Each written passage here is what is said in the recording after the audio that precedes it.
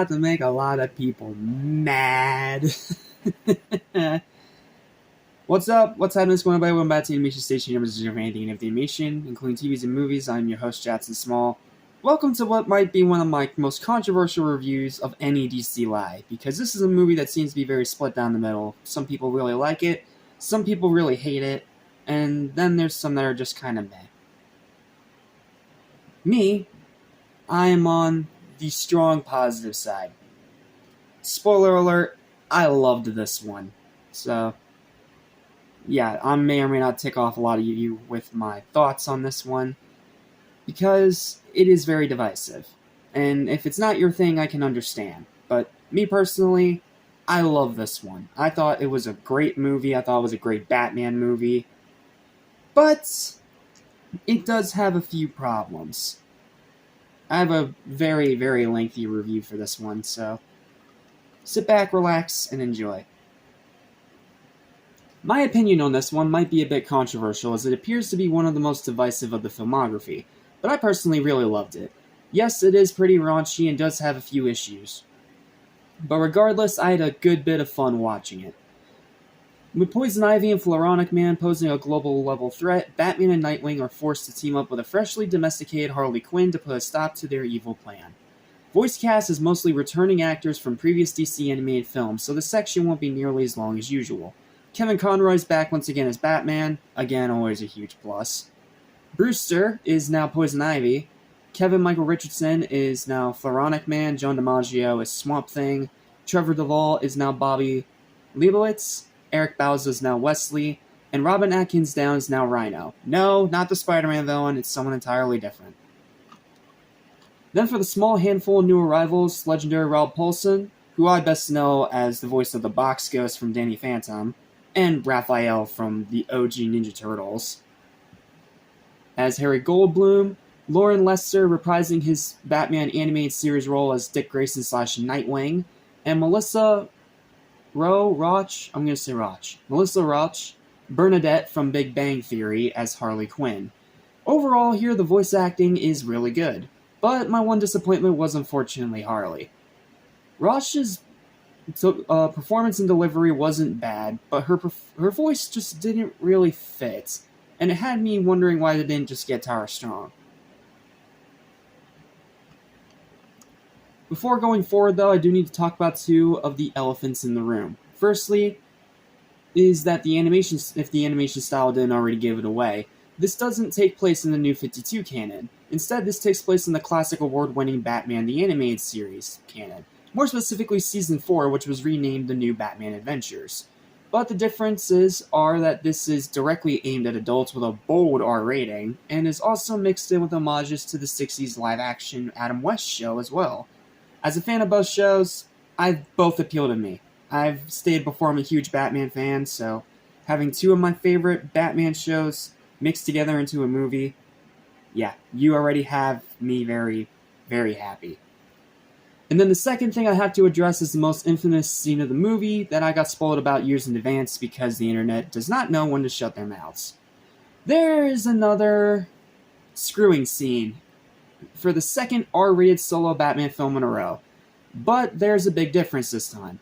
Where the scene from Killing Joke between Batman and Batgirl was disgusting and morally reprehensible in every single way, shape, and form, this scene between Nightwing and Harley Quinn, while definitely a bit of a bold choice, is actually okay. There's a sense of tension built up beforehand, it's obscured in shadow so you don't see any nudity. They do have a little bit of chemistry which makes it believable rather than just force. And it doesn't linger on it for too long. And for the naysayers, no, it's not rape, because there is consent from both people involved. Also, I do find Batman's silently judging reaction to this when he tracks down Nightwing later and finds out being pretty funny. So I'm willing to give it a pass. If you're able to make me laugh, I will give you a little bit of leeway. Alright, now for the actual review, beginning with the positives. The animation is awesome, especially in the New Batman Adventures art style. The writing is pretty good and fits well into that show's standards. I know I shouldn't be surprised by this since it's that series' original writer Bruce Timm writing the script for this one, but it still surprised me. The characters are all spot on and act exactly like how you expect them to act. The pacing's really good. The runtime doesn't overstay its welcome. The action is really good, especially the 1v1 fight with Nightwing and Harley towards the beginning of the movie, which was excellent. Love that fight. And it's unexpectedly hilarious, with plenty of good laughs. Like, this movie is legitimately funny. Like, not just because of the lines coming out of Harley's mouth, but some of Nightwing's little quips and some of the funny little banter between the two villains. Like, it's funny. This movie's legit funny. However, though, there are a couple issues. Story, while it is good, is really basic.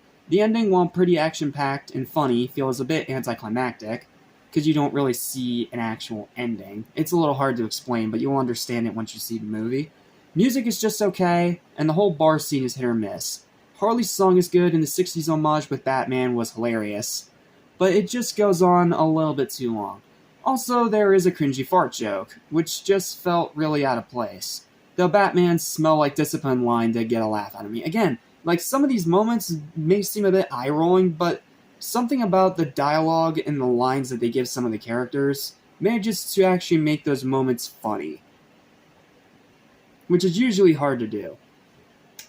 Overall, though, I personally really loved this one. Sure, it's a bit raunchy and not perfect, but it was just so much fun to watch that I was able to keep it from ruining the experience. Not to mention, again, this movie's really funny. I was not expecting to laugh as hard as I laughed in this movie. Yes, it is a bit lighthearted and goofy and silly, but when it needs to be serious, it's done really well. It does a good job taking advantage of its R rating.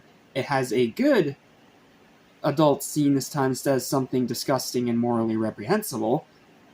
And it's just really fun to watch.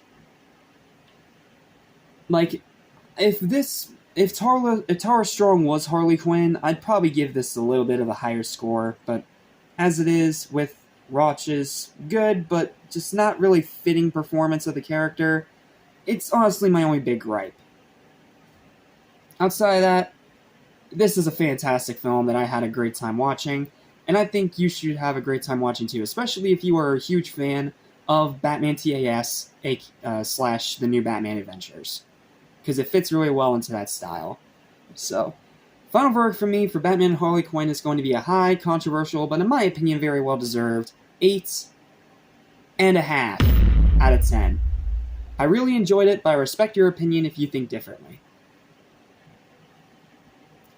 Yeah, that's pretty much it. But, oh boy, the next one we gotta talk about. This movie's great, but next thing we gotta talk about might be one of the best movies DC's ever done. Yeah, I'm very excited to talk about it if you can't already tell. So, I'll see you guys next time when we tackle the absolute masterpiece that is Batman Gotham by Gaslight.